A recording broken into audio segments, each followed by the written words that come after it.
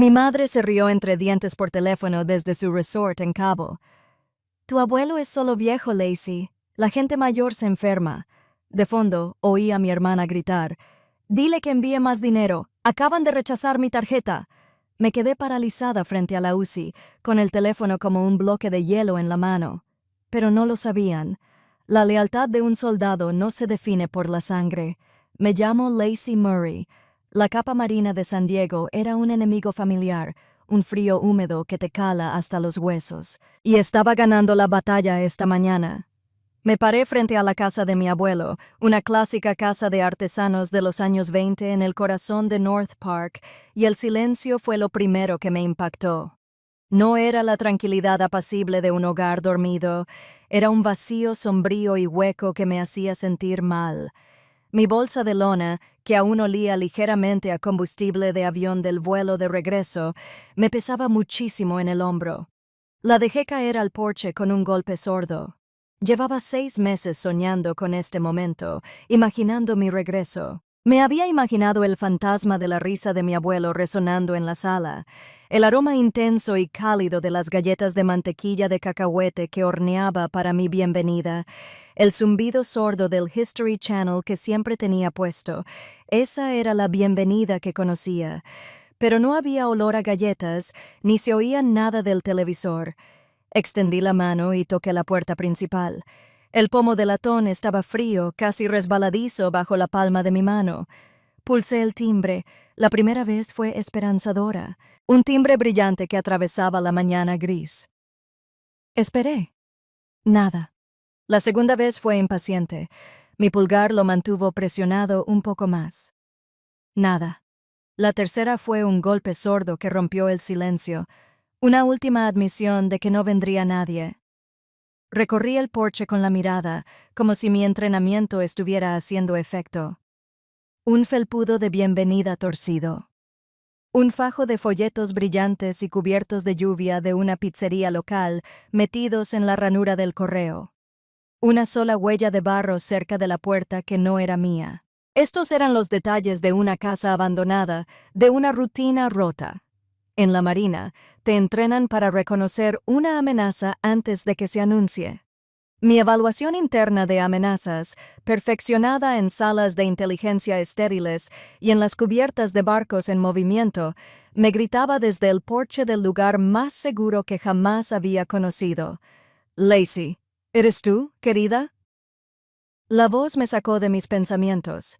La señora Gable, vecina de mi abuelo durante 40 años, estaba de pie al borde de su césped perfectamente cuidado, con unas tijeras de podar en la mano enguantada. Su cabello era un pulcro yegua plateada y su mirada reflejaba preocupación. Forcé la sonrisa que nos enseñan a usar, la que dice que todo está bajo control. Señora Gable, me alegra verla. Solo intentaba sorprender al abuelo. Su sonrisa se desvaneció. Dio un paso más cerca, bajando la voz. Ay, cariño, no está. ¿No te lo dijeron? Tu madre, Callie. Todos se fueron a Cabo. Hace unas semanas. Cabo. La palabra flotaba en el aire húmedo. Vacaciones. Mientras contaba los días de despliegue, ellos estaban de vacaciones. La máscara de mi cara empezó a agrietarse. ¿Y el abuelo Silas?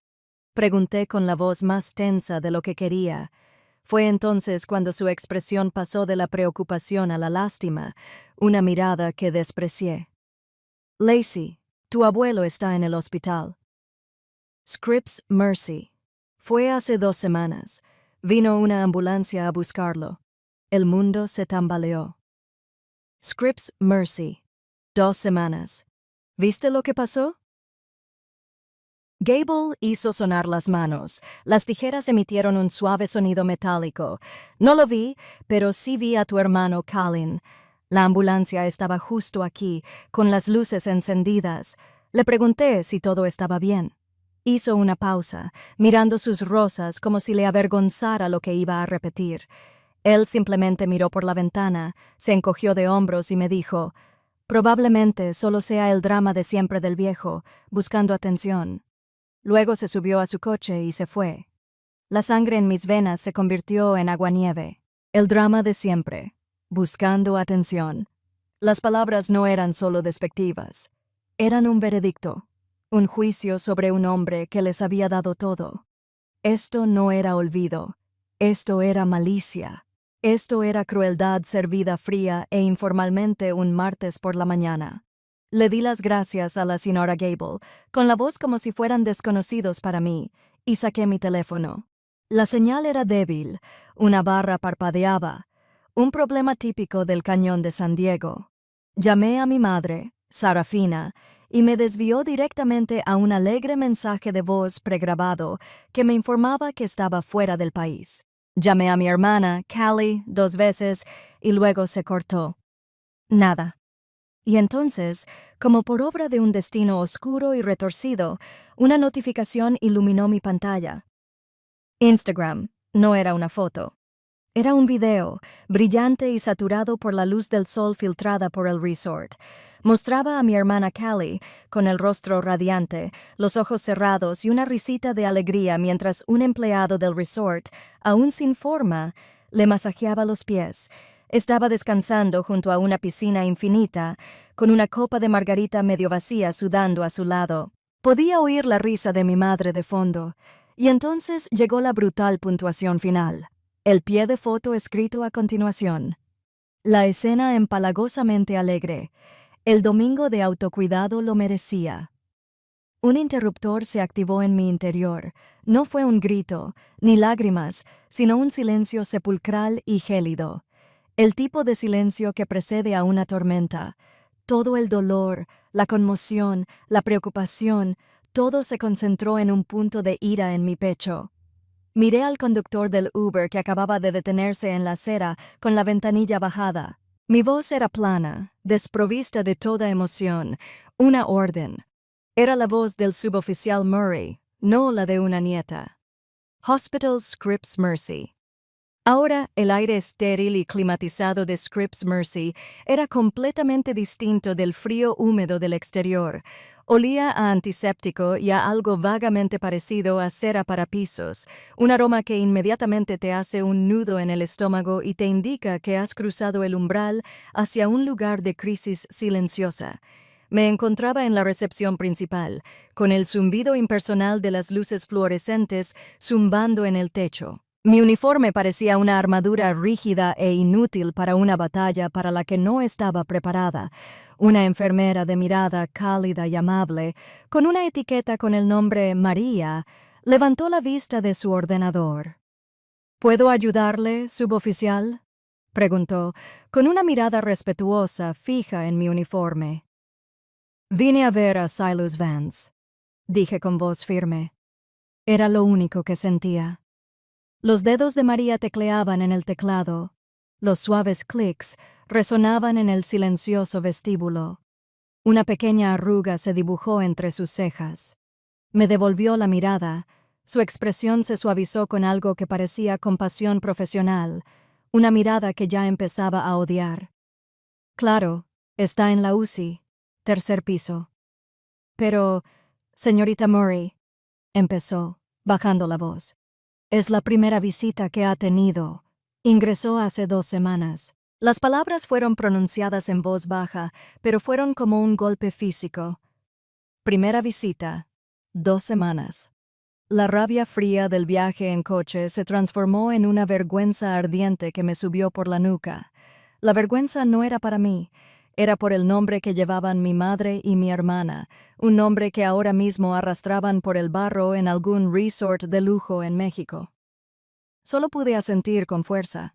Tenía la garganta demasiado apretada por las cosas que no decía. María pareció entender. Deslizó un pase de visita por el mostrador. Mi hijo es Marine, dijo en voz baja. Está destinado en Camp Pendleton. Ahora está de servicio. Sus ojos se encontraron con los míos, y en ese instante se forjó un vínculo a través de una comprensión tácita entre 2 mujeres que conocían el precio del servicio. Una desconocida me había mostrado más cariño que mi propia familia. Lo entiendo, terminó. El camino a la UCI fue el más largo de mi vida. Cada chirrido de mis botas sobre el suelo pulido de linoleum parecía la cuenta regresiva hacia un veredicto que me aterraba ver. Cuando abrí la puerta de su habitación, el pitido constante y rítmico del monitor cardíaco era el único sonido.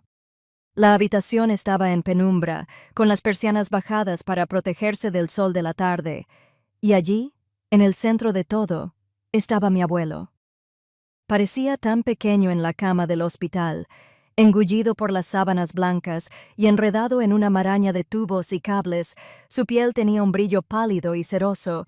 Toda una vida de sol y aire marino parecía desteñida por las intensas luces del hospital. Este no era el hombre que me había enseñado a hacer un nudo boline, cuyas manos siempre eran firmes y fuertes. Este era un frágil reflejo de él. Mi cerebro analítico tomó el control, catalogando la evidencia de negligencia con brutal eficiencia. Su cabello, normalmente tan bien peinado, estaba enredado contra la almohada, y sus uñas, largas y con una oscura media luna de tierra debajo. Era un profundo insulto, una profanación. Para un marino de carrera que se almidonaba el cuello y creía que el orden era un imperativo moral, esta era la máxima señal de abandono. Mi abuelo tenía un dicho que me inculcó. La lealtad no es una palabra, Lacey. Es lo que haces cuando nadie te ve. No habían estado mirando. Habían estado tomando el sol. Me acerqué a la pequeña mesita de noche junto a su cama. Abrí el único cajón. Dentro estaba su vieja cartera de cuero agrietada. La recogí. Se sentía extrañamente ligera. La abrí vacía. Las ranuras para el efectivo estaban vacías. Los bolsillos para tarjetas de crédito estaban vacíos. La habían vaciado por completo. Solo quedaba su licencia de conducir vencida y, escondida tras la ventana de plástico, una fotografía descolorida. Era yo, a los 5 años, vestido con un diminuto traje de marinero que me había cosido para Halloween. La foto estaba desgastada por los bordes, arrugada por años de estar en brazos, con una sonrisa amplia y sin un diente delantero, un momento de alegría pura y sencilla. Le habían quitado su dinero, sus recursos, su independencia, pero habían dejado atrás el recuerdo, la crueldad de esa decisión. Dejar lo que más lo heriría fue sobrecogedor. No fue solo abandono, fue un saqueo. Justo entonces María volvió a entrar en la habitación. Su contacto principal figura como Sarafina Murray, dijo en un murmullo. La hemos llamado varias veces. Solo nos sale el contestador diciendo que está de vacaciones. El último atisbo de duda se disipó. Esta fue una deserción calculada. «Cámbialo», dije con voz dura como una piedra. Con efecto inmediato, el contacto principal y la persona autorizada para emergencias médicas soy yo, la suboficial Lacey Murray. Deletreé mi nombre y le di mi número de teléfono satelital. Fue el primer paso en una guerra que ni siquiera sabía que estaba librando. La primera baldosa que coloqué en un nuevo camino. Me pregunto, ¿alguna vez has tenido un momento así? Un momento en el que sabías con absoluta certeza que si no dabas un paso al frente, nadie más lo haría. Después de que ella se fuera, la rabia se había calmado, se había forjado en algo más fuerte, algo útil, determinación. Acerqué una silla a su cama, extendí la mano y la tomé. Era frágil, la piel tan fina como el papel, pero tenía una ligera calidez. Me acerqué, mis labios cerca de su oído. Mi voz ya no era la de los analistas, ni la de las nietas avergonzadas, sino la de un soldado prometiendo refuerzos a su comandante. «Estoy aquí, abuelo», susurré, mi promesa de juramento en la habitación silenciosa y ruidosa. «Esta batalla la libraré por ti, te lo prometo». Llamé desde el jardín curativo del hospital. La ironía era tan densa que me atragantaba. Era un espacio pequeño y tranquilo con una fuente burbujeante y arbustos de lavanda cuidadosamente cuidados, un lugar diseñado para calmar los nervios y ofrecer un momento de respiro. Pero mientras sostenía el teléfono junto a mi oído, con el corazón latiendo a un ritmo constante y fuerte contra mis costillas, no buscaba la paz. Estaba declarando la guerra. Durante mi entrenamiento de inteligencia, uno de mis instructores, un veterano jefe maestro, dijo algo que siempre me quedó grabado. En una confrontación psicológica, no hay que atacar sus emociones. Se defienden demasiado con negaciones y excusas. Se atacan sus líneas de suministro, se les cortan los recursos. Así es como se les obliga a negociar.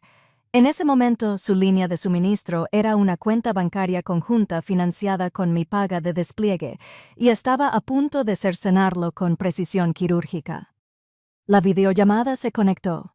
El rostro de mi madre llenaba la pantalla, artificialmente terso y radiante gracias a un filtro de belleza que borraba todas sus arrugas de preocupación y, al parecer, su conciencia. Llevaba unas gafas de sol de diseño enormes sobre la cabeza y tras ella, el azul brillante de una piscina infinita se fundía con el azul más profundo del Océano Pacífico.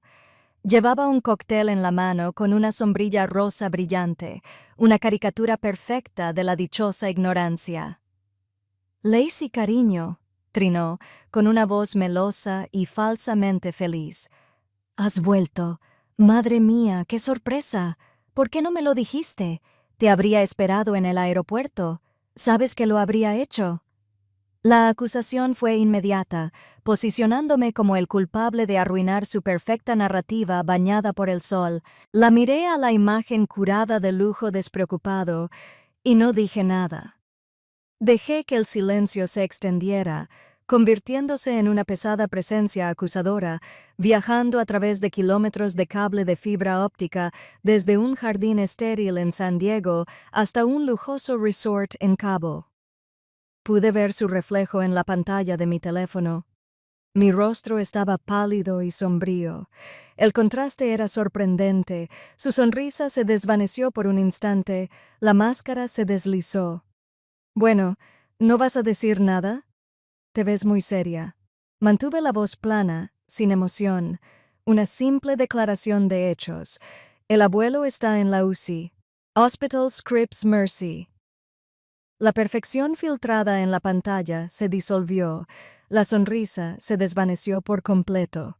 «¿Qué? ¿De qué hablas?» Pensé que solo estaba resfriado. Las excusas empezaron a aflorar. Una cascada de evasivas bien ensayadas. Su médico dijo que no había de qué preocuparse. Fue él quien insistió en que hiciéramos este viaje. Ya sabes lo terco que es. No quería que canceláramos. Entonces apareció otra cara. Mi hermana Callie, bronceada y molesta. Su cabello mojado, peinado hacia atrás. Lacey. «Dios mío, no arruines el ambiente», se quejó tomando un sorbo de su bebida.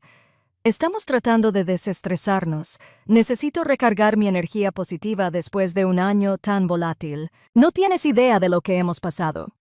Recarga su energía positiva». La frase, envuelta en el lenguaje popular del bienestar y el autocuidado, era tan profundamente egoísta que me revolvió el estómago. No solo lo estaban descuidando, estaban presentando su negligencia como una forma de terapia para sí mismos. Se habían absuelto de su crueldad incluso antes de que el crimen se hubiera cometido por completo. Ese fue el momento de absoluta claridad.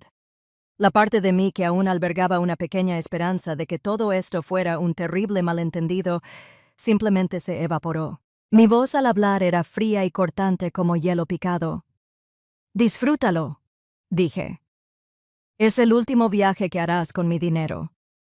Sarafina soltó una breve y aguda carcajada, una burla. «¿De qué hablas? No te pongas dramática, Lacey. Este es el dinero de tu abuelo y él quería que lo tuviéramos». La dejé en suspenso un instante. Luego entregué la carga. Mi tono cambió al que usaba para los informes de inteligencia en el campo de batalla. Preciso, objetivo y completamente desprovisto de sentimentalismo. La cuenta conjunta en la Cooperativa de Crédito Federal de la Marina empezaba cada palabra con una carga explosiva cuidadosamente colocada. «La que has estado gastando durante las últimas 2 semanas». Transferí todos mis ahorros del despliegue, hasta el último centavo, a esa cuenta hace 6 meses para asegurarme de que mi abuelo estuviera bien cuidado mientras yo no estaba. Tengo un registro de transacciones claro. Veo los cargos del resort Las Ventana. Veo la factura de la joyería de lujo en el centro de Cabo San Lucas de hace 3 días. Veo los múltiples retiros de efectivo de los cajeros automáticos del resort que suman más de $5,000. Hice una pausa, dejando que los hechos, detallados e innegables, se asimilaran.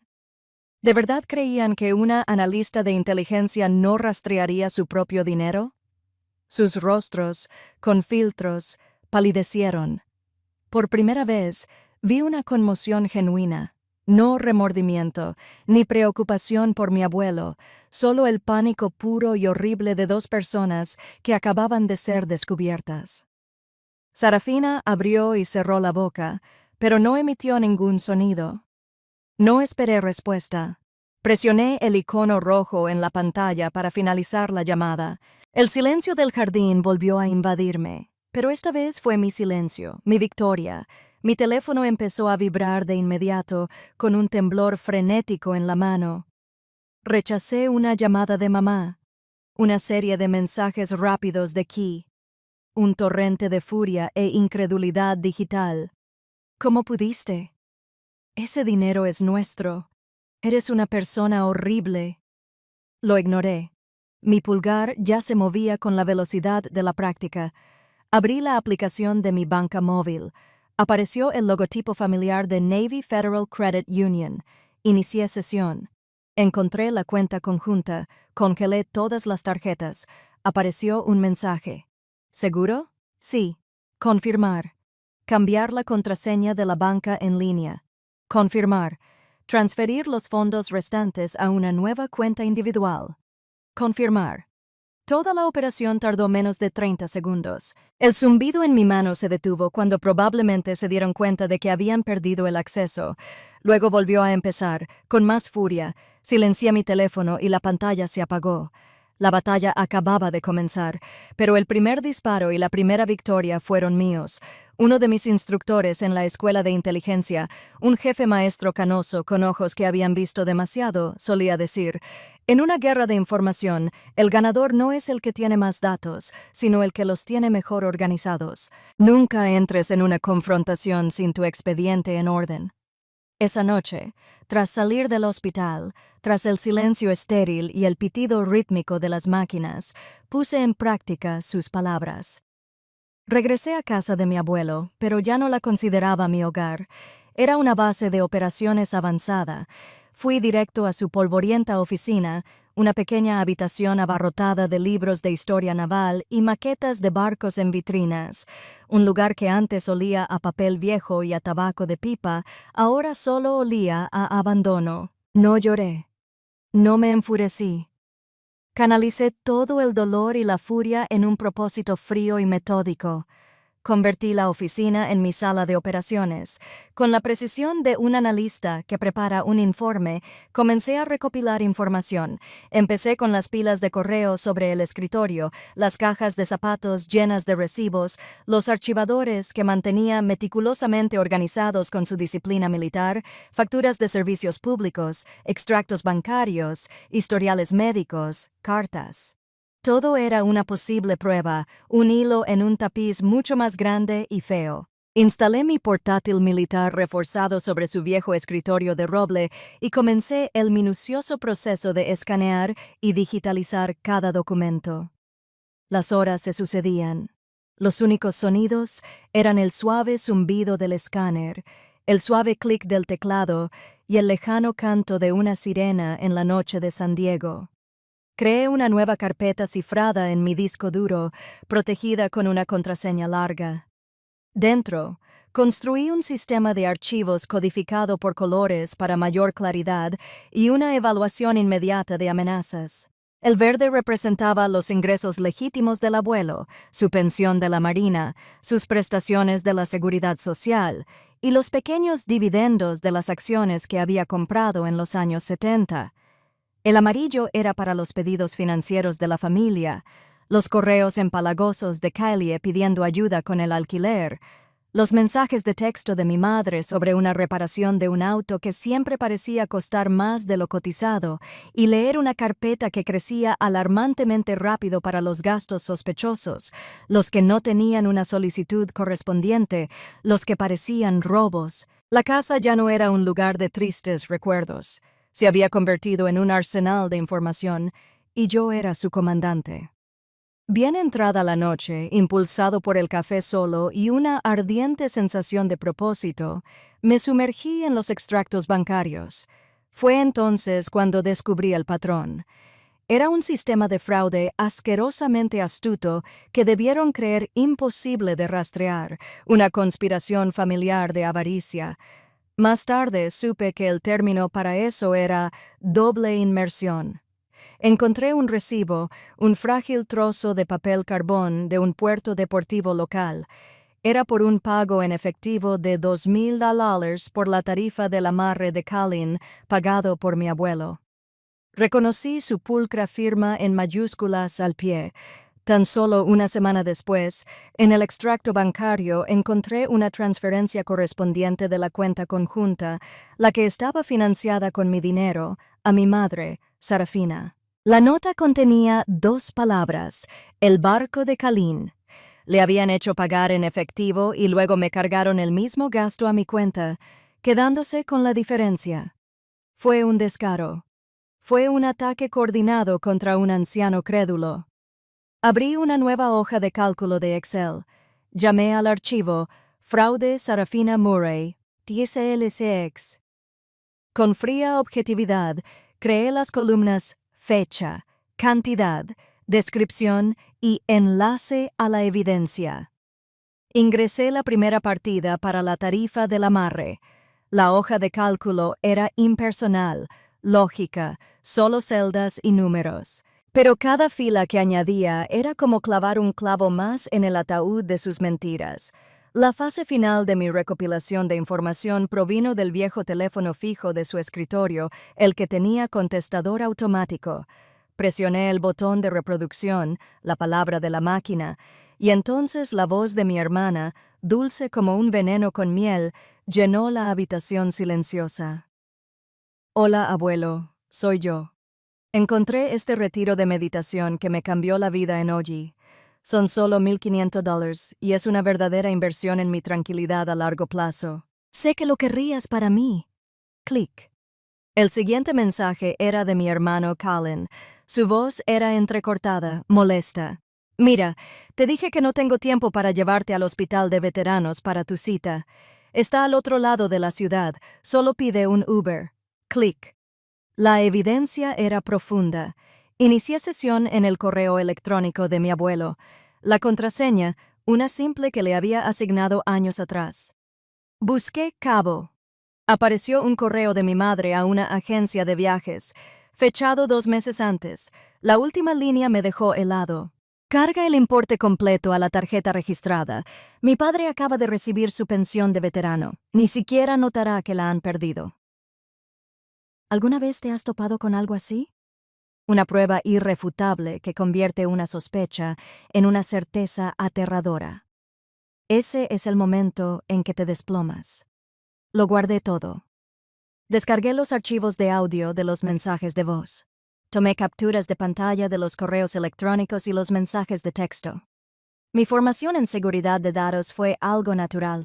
Creé 3 copias de seguridad de todo el expediente, una en un disco duro portátil, otra en un servicio en la nube cifrado, y la tercera en una pequeña memoria USB que enganché en la misma cadena que mis placas de identificación para llevarla colgada del cuello. Reposaba sobre mi piel, un trozo de metal frío y duro, un recordatorio constante de la lucha que se avecinaba. Estaba listo. En la Marina hay una regla fundamental. Cuando te enfrentas a una situación que supera tu experiencia, buscas al especialista adecuado. No intentas capitanear un barco que no sabes gobernar. Mi expediente de pruebas era un arma poderosa, pero yo era un analista, no un abogado. Sabía cómo recopilar información, pero no sabía cómo usarla en un tribunal. Necesitaba un experto. No perdí el tiempo revisando anuncios en línea de bufetes de abogados sofisticados y caros. Mi primera y única parada fue un lugar que sabía que comprendería la esencia del problema, la Sociedad de Asistencia Legal para Veteranos, ubicada en un modesto edificio del centro.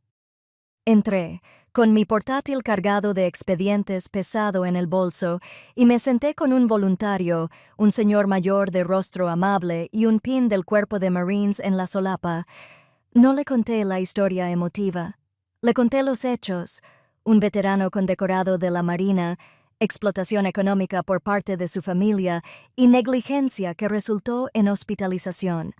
Lo expliqué como un informe de misión. Escuchó pacientemente. Su expresión se tornaba más sombría con cada detalle. Cuando terminé, no dijo ni pío. Deslizó una tarjeta de visita por la mesa. «Hay un abogado», dijo en voz baja y seria. «Se llama Elias Croft.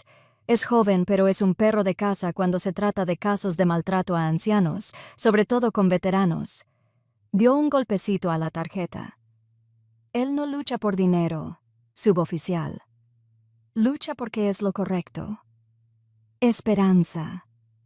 Era una sensación extraña después de los últimos días, pero un destello de ella se encendió en mi pecho. No necesitaba un sicario. Necesitaba un guerrero. La oficina de Elias Croft no estaba en un reluciente rascacielos. Estaba en el segundo piso de un viejo edificio de ladrillo en Little Italy, encima de una bulliciosa tienda de delicatessen que inundaba la escalera con un aroma a ajo y orégano.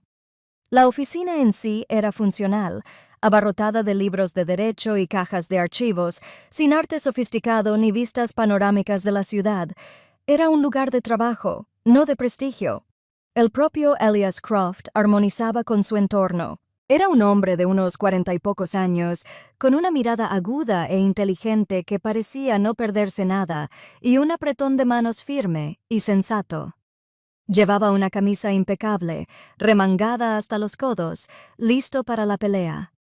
Escuchó mi resumen inicial con una paciencia profesional y escéptica. Pude ver cómo me evaluaba, intentando distinguir los hechos de la exageración emocional, pero cuando puse mi portátil sobre su escritorio, lo giré para mirarlo y abrí el sistema de archivos, codificado por colores y meticulosamente organizado. Su actitud cambió por completo. Se inclinó hacia adelante, concentrándose. Lo observé mientras revisaba las carpetas, con la vista fija en los extractos bancarios digitalizados, las capturas de pantalla de los correos electrónicos y las transcripciones de los mensajes de voz. Su expresión se tornaba cada vez más seria con cada prueba. Finalmente, se fijó en el fraude de archivos de Excel, Sarafina Murray, LSX. Repasó las partidas, la tarifa del barco con doble reembolso, el retiro de meditación, la reparación del coche fantasma. Se detuvo, se recostó y exhaló lenta y profundamente. Negó con la cabeza, no con incredulidad, sino con un gesto de cansancio. «Dios mío», exclamó, con la voz contenida, un murmullo de ira. Ella ni siquiera intentó disimularlo. En ese momento, supe que había encontrado al hombre indicado. Había encontrado a mi aliado. Elías se recostó en su desgastada silla de cuero, entrelazando los dedos tras la cabeza. Me miró y, por primera vez, el escepticismo profesional en sus ojos dio paso a un respeto genuino. «Suboficial Murray», dijo, «ya ha hecho el 90% de mi trabajo. Este es uno de los casos mejor documentados de abuso financiero a personas mayores que he visto». Hizo una pausa y su mirada se desvió hacia una foto enmarcada en su escritorio. Era de un hombre mayor con uniforme de gala de la Infantería de Marina. «Mi abuelo era infante de Marina», dijo, con la voz suavizada, volviéndose personal. «Sirvió en 2 guerras. Perdió todos los ahorros de su vida por culpa de un familiar que lo veía como un cajero automático ambulante. Yo era solo un chaval en la Facultad de Derecho. No pude hacer nada para ayudarlo entonces». Me miró y el fuego volvió a brillar en sus ojos. «Las cosas son diferentes ahora». Volvió a su ordenador, con la concentración absoluta, y comenzó a trazar la estrategia, hablando con claridad y decisión. «Primero, solicitamos una congelación de activos de emergencia y una orden de restricción temporal que detendrá la hemorragia de inmediato. Simultáneamente, solicitamos la tutela completa del patrimonio y de la persona. Utilizaremos su expediente para demostrar que no puede administrar sus propios asuntos y es susceptible a influencias indebidas. No estaba haciendo falsas promesas de una victoria fácil. Me explicó los posibles desafíos, la lucha que mi familia probablemente presentaría. Pero entonces me miró, como un guerrero que reconoce a otro. No puedo prometerte que esto será rápido ni indoloro, dijo, pero sí te prometo que lucharé hasta el final. Por primera vez desde que toqué tierra en San Diego, un peso enorme que ni siquiera sabía que llevaba comenzó a levantarse de mis hombros. Ya no era un soldado solitario en un campo de batalla olvidado. Había encontrado un aliado. La guerra estaba lejos de terminar, pero ahora tenía un ejército. El día de la audiencia en el Tribunal Superior de San Diego, elegí mi arma con cuidado. No era un documento ni una prueba. Era mi uniforme. Mi uniforme de gala de la Marina, perfectamente planchado, con las cintas y los metales alineados con precisión geométrica. Fue una declaración de principios incluso antes de pronunciar palabra. Al alistarme, juré apoyar y defender la Constitución contra todos los enemigos, extranjeros y nacionales. Nunca imaginé que a veces el enemigo se parece a tu propia familia. Estaban esperando en el pasillo, fuera de la sala del tribunal. Mi madre, Sarafina, mi hermana, Callie, y mi hermano, Colin. No vestían ropas negras y sombrías. Parecían molestos, agobiados, como si los hubiera arrastrado hasta aquí para impugnar una multa de aparcamiento, no para responder por la vida de un hombre en la cuerda floja. Al acercarme con Elías a mi lado, el rostro de mi madre se contorsionó en una máscara de furia. Dio un paso adelante, su voz un siseo venenoso. ¿Qué demonios crees que estás haciendo? Estás destrozando a esta familia. Callie estaba justo detrás de ella, con los brazos cruzados y una expresión de profunda desaprobación terapéutica. Tu energía es tan tóxica ahora mismo, Lacey, susurró como si compartiera una profunda revelación espiritual. No respondí. Ni siquiera los miré. Mantuve la vista fija en las puertas de la sala, con la espalda recta y las manos entrelazadas a la espalda. Mi silencio era un escudo, un muro que no podían romper con sus palabras. Era la respuesta más contundente que podía dar. Dentro, la sala del tribunal era fría e impersonal. El aire estaba cargado de tensión. Nos sentamos en una mesa, mi familia en la otra, con un abogado de aspecto impecable con un traje caro. El frente estaba demarcado. Elias Croft estuvo magnífico. Era tranquilo, metódico e implacable.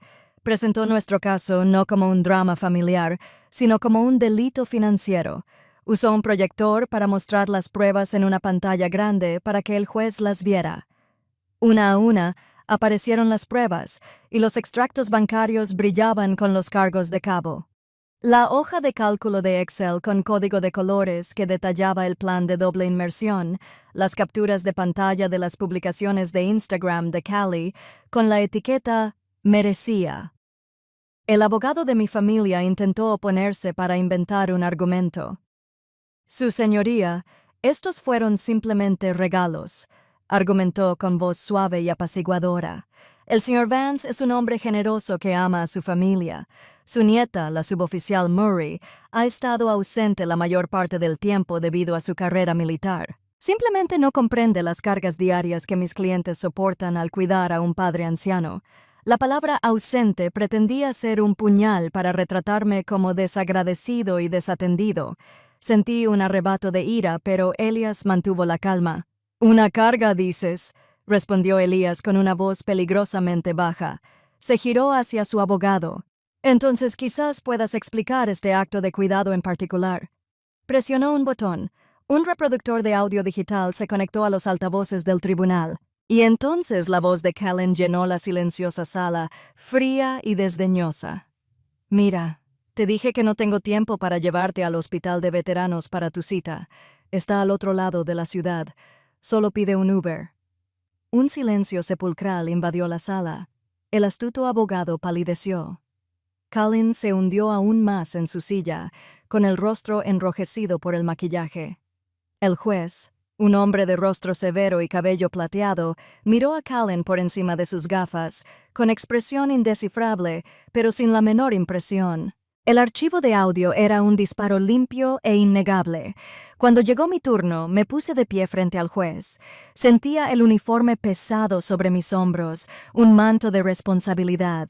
Había ensayado lo que diría, pero ahora las palabras surgían de un lugar más profundo que la memoria. Su señoría, comencé con voz clara y firme, no he venido hoy a hablar de dinero. El dinero se gana y se pierde. Vine aquí a luchar por algo que, una vez arrebatado, es casi imposible de recuperar.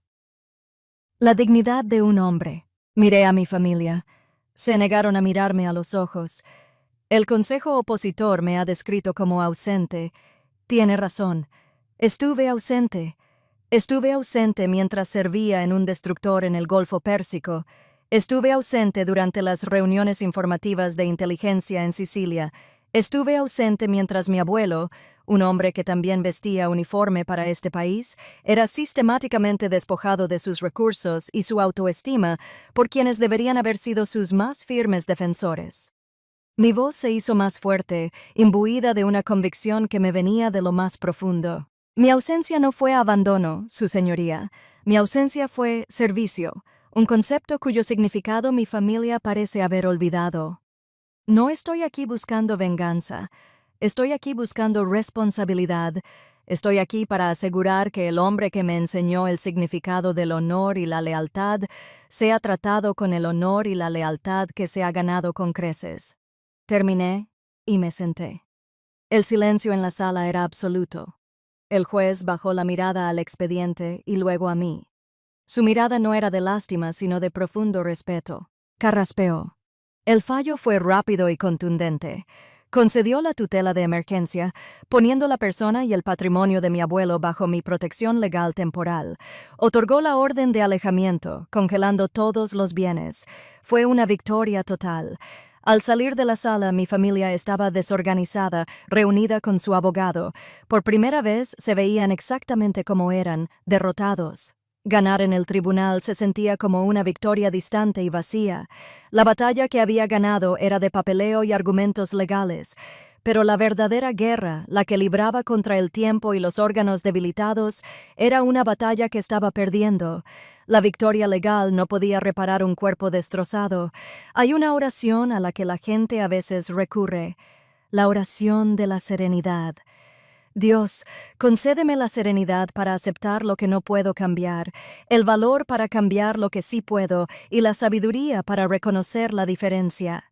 Había cambiado lo que podía, ahora tenía que afrontar lo que no podía.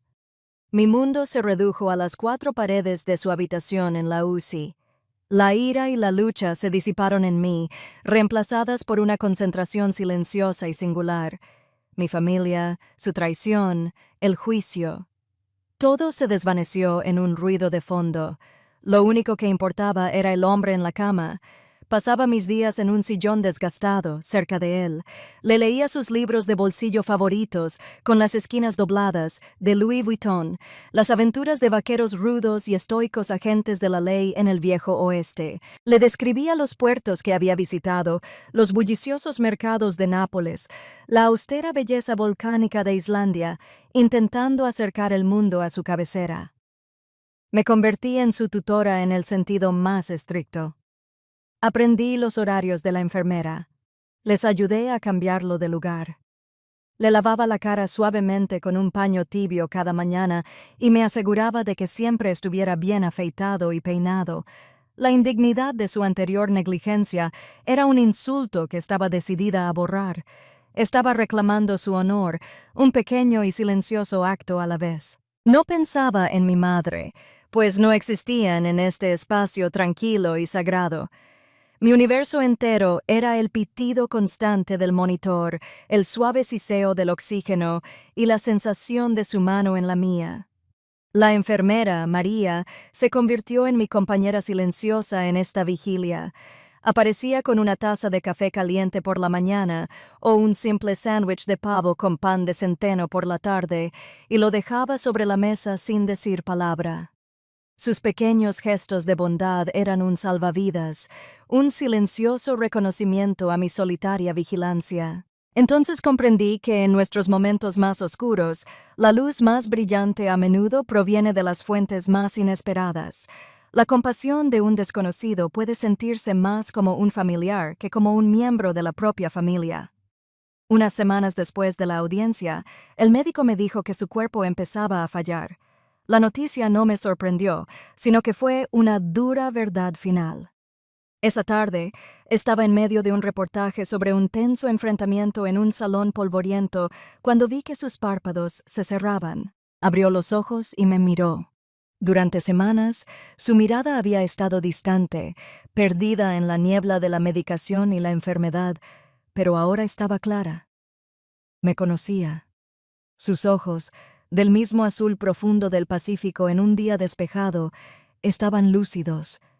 Intentó hablar, pero solo salió un sonido seco y áspero. Un destello de frustración cruzó su rostro.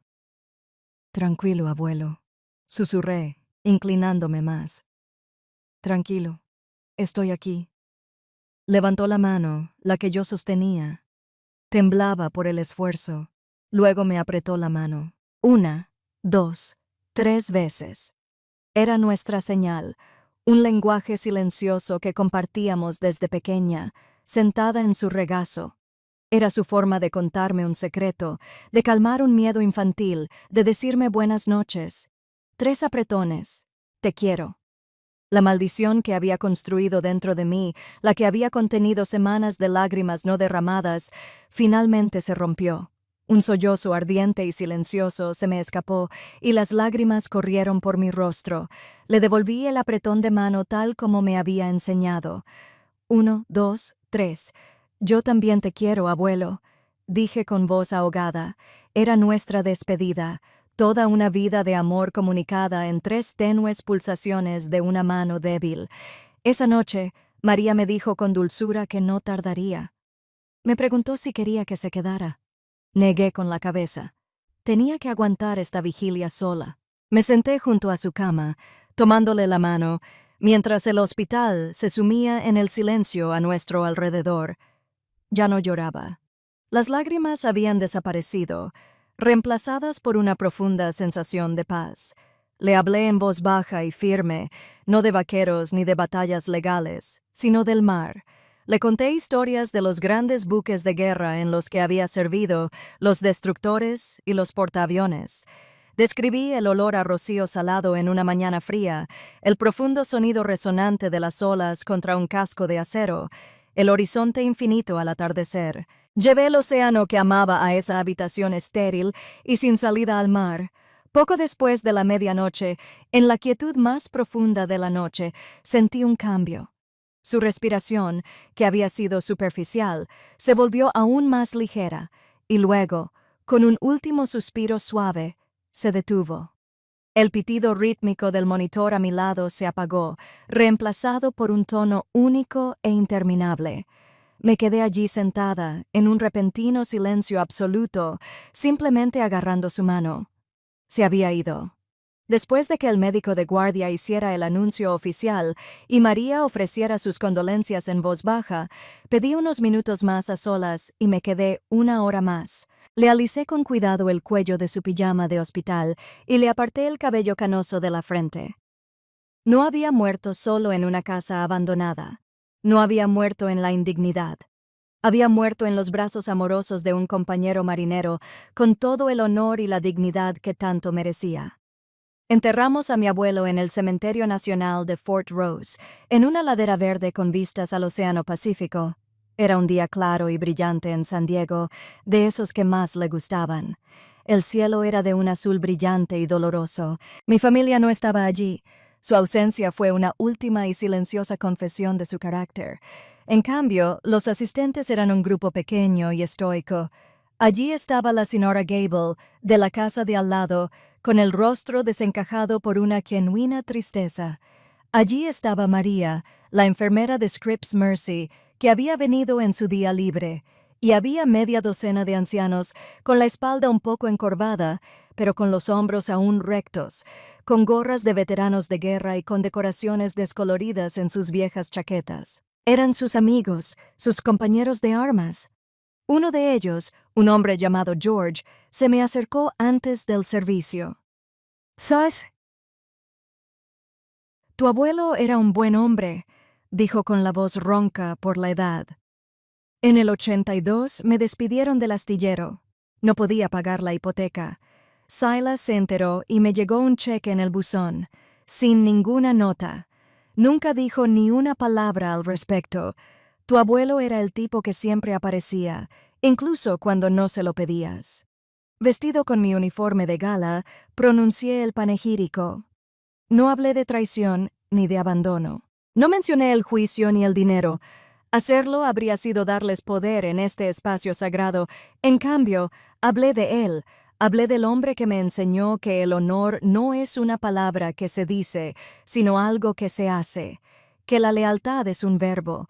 Hablé de su fuerza serena, de su inquebrantable brújula moral y de cómo se le iluminaban los ojos al hablar del mar.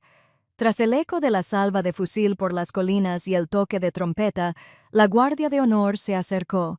Un joven marinero, con el rostro solemne y devoto, me entregó la bandera estadounidense doblada en un triángulo perfecto y apretado. La acepté, apretándola contra mi pecho. No era solo una bandera, era el símbolo de todo lo que él representaba. Era el honor que yo había luchado por proteger para él. Unos días después, me senté frente a Elias Croft en su oficina. Él revisó los últimos documentos del patrimonio de mi abuelo, la casa, los ahorros, las inversiones. Era una cantidad considerable. «¿Y qué planes tienes?», preguntó con dulzura. «¿Un nuevo comienzo en algún lugar? ¿Unas largas vacaciones? Sin duda te lo has ganado». Pensé en la investigadora y autora Beanie Brown, cuya obra había leído. Escribió que una de las experiencias humanas más dolorosas es presenciar el sufrimiento de un ser querido y no poder detenerlo. Pero ella dijo que podemos darle sentido a ese dolor. «No lo quiero, Elías», dije. «La casa, el dinero, nada de eso». Me miró confundido. «No es mi victoria para disfrutarla», le expliqué. «Toda esta lucha fue por él. Su legado no puede ser una cuenta bancaria. Tiene que ser algo que viva, algo que ayude». Respiré hondo. «Quiero crear una fundación con cada centavo de su patrimonio. La llamaremos el Fondo Vance para veteranos y personas mayores abandonados. Su misión será brindar ayuda de emergencia y servicios legales pro bono a las personas de San Diego que enfrentan exactamente lo mismo que él». Esta fue la verdadera victoria. Esta fue la mayor forma de venganza. No se trataba de un castigo, se trataba de construir algo bueno y duradero de las cenizas de su avaricia. Se trataba de asegurar que su nombre representara ayuda, no victimización. Elias me miró fijamente un buen rato.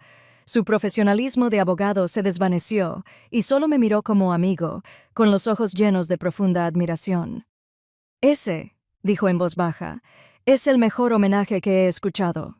No emitimos un comunicado de prensa. No hubo grandes anuncios. El sitio web de la fundación se lanzó discretamente una tarde. La página principal era sencilla. Una sola foto en blanco y negro de un joven Silas Vance con su uniforme de la Marina, mirando al horizonte con confianza.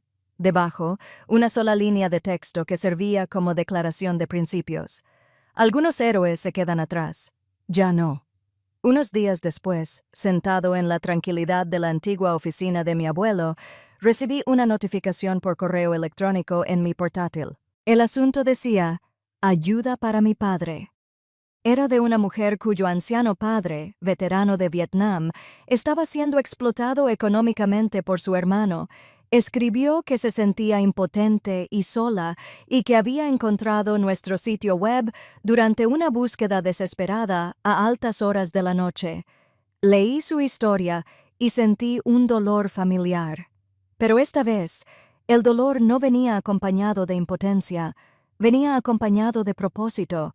No pude salvar a mi propio abuelo de su destino, pero mientras escribía mi respuesta y programaba una llamada, Me di cuenta de que, gracias a él, tal vez podría ayudar a salvar el de alguien más, y ese era un legado por el que valía la pena luchar. Una vez que se hizo pública la noticia del Fondo Vance, y quedó claro que la herencia con la que contaban se había desvanecido en un fideicomiso benéfico, ocurrió lo inevitable. Los ecos de mi pasado comenzaron a reclamar mi atención. Empezó con ira. Un aluvión de furiosos mensajes de texto en mayúsculas de Colin, llenos de amenazas y acusaciones. Los leí, los borré y no sentí nada. Luego llegó la segunda ola. Patéticos mensajes de voz suplicantes de mi madre. Su voz se quebraba al hablar de sus graves dificultades económicas, como si yo fuera, de alguna manera, responsable de las consecuencias de sus actos. La última ola, la más insidiosa, fue manipulación camuflada en el lenguaje de la terapia y la culpa. Mi hermana Collie envió mensajes de video emotivos, con el rostro artísticamente surcado por lágrimas, hablando de cómo había trabajado, aprendido la lección y cómo necesitaba mi perdón para completar su proceso de sanación. Lo peor, sin embargo, fue un correo electrónico largo y confuso de mi madre, Sarafina. Fue una clase magistral de historia revisionista narcisista. Nunca se disculpó. En cambio, se presentó como la víctima. Escribió sobre cómo mi frialdad y egoísmo le habían robado la oportunidad de despedirse definitivamente de su padre. Me acusó de envenenarlo contra ellos, de aislarlo en sus últimos días. Fue un intento asombroso de replantear su abandono como mi crimen. Leí cada palabra de cada mensaje. Vi cada segundo de cada video. Lo hice no con ira ni con dolor, sino con la curiosidad fría e imparcial de un experto en desactivación de bombas que examina un artefacto sin explotar. Necesitaba comprender su mecanismo para ver cada cable, cada detonador, antes de desactivarlo definitivamente. Vi los patrones, los ciclos predecibles de rabia, lástima y manipulación. Y en sus palabras desesperadas y egoístas, solo sentí un profundo vacío. La parte de mí que podría haber sido lastimada por ellas ya había muerto. Hay un dicho: no tienes que asistir a todas las discusiones a las que te invitan. Durante años, había respondido afirmativamente a todas las invitaciones tóxicas que me enviaba mi familia. Ya no. No respondí ni un solo mensaje. Cualquier respuesta significaba un compromiso. Señalaría que la puerta seguía abierta, aunque fuera una rendija. En cambio, realicé un silencioso ritual de despedida. Me senté con el teléfono y la laptop abierta a mi lado. No fue un acto de ira impulsiva, fue una decisión deliberada y estratégica para construir un muro de contención alrededor de la paz que tanto había luchado por conseguir. Empecé con la lista de contactos. Encontré el nombre de mi madre, lo toqué, desplacé hacia abajo y presioné bloquear a esta persona. Apareció una confirmación. Presioné bloquear contacto. Repetí el proceso con Callie y luego con Colin. Después, abrí mi correo electrónico. Creé un nuevo filtro. Ingresé sus direcciones de correo electrónico.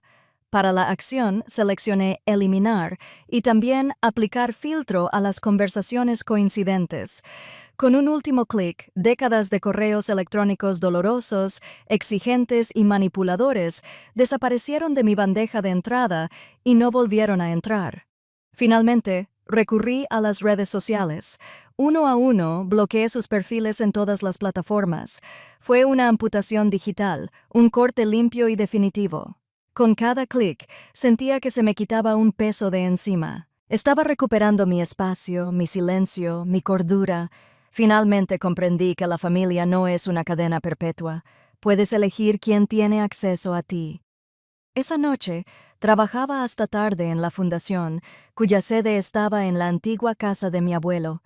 Estaba sentado en su oficina, con la ventana abierta, disfrutando del aire fresco de la noche y del sonido distante del océano, una presencia firme y tranquilizadora. Miré el agua oscura y tuve una última conversación, no con ellos, sino conmigo mismo. Me di cuenta de que no los perdonaría. Perdonar era como traicionar a mi abuelo. Significaría decir que lo que hicieron era, hasta cierto punto, aceptable, que podía asimilarse, procesarse y olvidarse. No fue posible. Fue una mancha permanente. Perdonarla sería minimizar su crueldad. En cambio, opté por perdonarme a mí misma. Me perdoné por no haber visto la verdad antes. Me perdoné por los años de inocencia juvenil en los que creí en su versión de la realidad. Me perdoné por la culpa que había cargado, por el sentimiento de nunca ser lo suficientemente buena que con tanta maestría habían cultivado en mí. Y acepté la verdad. Algunas relaciones no están destinadas a ser rescatadas. Están fatalmente heridas, tóxicas hasta la médula. No necesitan sanación. Necesitan un entierro. Y dejarlas ir completa y completamente fue el acto de amor propio más sano y honesto que pude realizar. La guerra había terminado, los ecos se habían desvanecido y por primera vez solo había un silencio pacífico y prometedor. Han pasado varios años desde el funeral en Fort Rose. Tras finalizar mi último periodo de servicio, recibí mi baja honorable de la Marina. El mar siempre será parte de mí, pero sabía que mi nueva misión estaba aquí, en tierra firme. Ahora dirijo el Fondo Vance a tiempo completo desde la casa de mi abuelo. La casa ya no es una sala de guerra ni un lugar de tristeza, es un espacio de sereno propósito y esperanza. Los persistentes fantasmas del abandono se han desvanecido, reemplazados por el olor a pintura fresca y café recién hecho. El patio trasero, antes un triste y descuidado terreno lleno de maleza, ahora es mi santuario. Aprendí a amar la jardinería y a encontrar una paz meditativa al remover la tierra. Ahora está lleno de las fragantes rosas de un rojo intenso que mi abuelo amaba y de extensas parras de tomates San Marzano, cuyos frutos rojos y brillantes se reflejan en el sol californiano. Mi vida ahora es tranquila, construida alrededor de pequeños rituales con significado. Empiezo cada mañana con una taza de café en el porche trasero, observando a los colibríes revolotear entre las flores, con sus gargantas iridiscentes brillando bajo la luz matutina. Escucho los sonidos del vecindario despertando. Siento la brisa fresca del océano. Esta pieza no fue un regalo, no fue una herencia, fue una victoria por la que luché, un terreno que reclamé y fortifiqué. Me lo gané. Hace unos meses hice algo solo para él. Mandé a hacer una pequeña placa de bronce y la instalé en un banco del Parque Balboa. Era su banco favorito, uno con vista al estanque de nenúfares y al edificio botánico. Era donde solíamos sentarnos a compartir un perrito caliente en las tardes soleadas. La placa es sencilla y discreta. Dice, en memoria de Silas Vance, para quienes asistan. La semana pasada, paseando por el parque, vi a un anciano sentado en el banco. Llevaba una gorra descolorida del USS Midway y contemplaba en silencio la fuente. Una mirada de pacífica contemplación se reflejaba en su rostro. Desconocía la historia tras la placa en la que se apoyaba. Solo veía un lugar donde descansar, y en ese momento supe que el legado de mi abuelo seguía vivo. No era un gran monumento. Fue un lugar tranquilo de descanso para otro veterano soldado, un reconocimiento silencioso para todos los demás que comprendieron la simple y profunda importancia de simplemente estar ahí. Ya no busco inspiración en libros ni citas, no la necesito. He aprendido que la fuente más poderosa de fortaleza proviene de una vida vivida con propósito, de la serena convicción de tus propias decisiones. Me he convertido en mi propia fuente de inspiración. Esta mañana llegó un pequeño paquete por correo. Dentro había una carta escrita a mano y un pequeño paquete envuelto en papel encerado. La carta era de la hija del veterano de Vietnam al que ayudé primero, la mujer cuyo correo electrónico había lanzado la fundación. Escribió que, gracias a la ayuda legal recibida, su padre había conseguido una orden de alejamiento contra su hermano y ahora estaba a salvo. Pudo quedarse en su casa en lugar de verse obligado a ingresar en un centro de cuidados.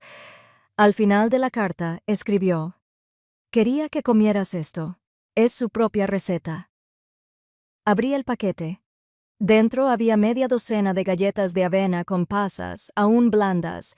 El olor era cálido, dulce y lleno de una bondad sencilla y sincera. Era el aroma de la gratitud. Ahora estoy sentado en su oficina, con la carta en el escritorio a mi lado. El sol del atardecer entra a raudales por la ventana, iluminando las moes de polvo que bailan en el aire. Ya no siento la ira fría que una vez me avivó, ni el profundo dolor del dolor. Solo me queda una profunda y silenciosa gratitud. No solo gané una batalla legal, protegí el legado de un buen hombre, honré su vida dándole un futuro a sus valores. Siempre dicen que la sangre es más espesa que el agua. He aprendido que no es cierto. Es una mentira conveniente, una excusa para una obligación sin acción. La lealtad es más espesa que el agua. El honor es más denso que el agua. Demostrar eso es más denso que el agua. Mi abuelo me lo enseñó, no con palabras, sino con su vida. Y esa es la lección que llevaré conmigo el resto de mi vida. Me recuesto en su vieja silla, cierro los ojos y, por primera vez en mucho, mucho tiempo, simplemente sonrío. Estoy en paz. Mi abuelo me enseñó que las personas más importantes son las que se presentan. Mi historia tuvo su propio campo de batalla, pero sé que no estoy solo en estas guerras silenciosas, y me hace pensar en todos los que me escuchan ahora mismo. Así que quiero preguntarles, ¿quién fue la persona que estuvo ahí para ustedes? ¿Quién fue su apoyo cuando el mundo se sentía inestable? Me honraría mucho leer sobre ellos en los comentarios. Y si las historias sobre resiliencia, honor y cómo encontrar fuerza en los momentos más difíciles resuenan contigo, espero que sigas Chosen Revenge para que podamos seguir compartiéndolas juntos.